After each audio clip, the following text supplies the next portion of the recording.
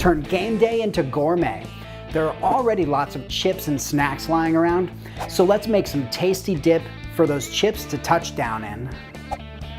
Damn it, who writes this stuff? So anyway, let's make some bean burrito dip and chicken cordon bleu dip.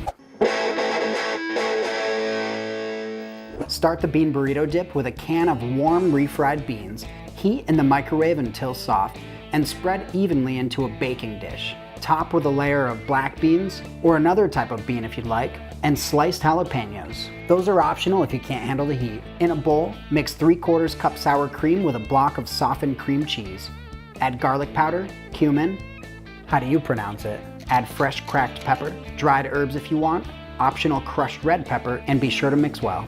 Spread into the baking dish and top with a layer of salsa and shredded cheese. Let's get the chicken going. Boil about 1.5 pounds chicken breast in heavily salted water for about 15 minutes, more or less, depending on the breast size and thickness of the chicken. While the chicken cools a bit, in a large bowl, mix 2 cups cubed or diced ham, 1/2 cup sour cream, 1 block of softened cream cheese, about a tablespoon of Dijon mustard, shredded cheese, garlic powder, salt, and pepper.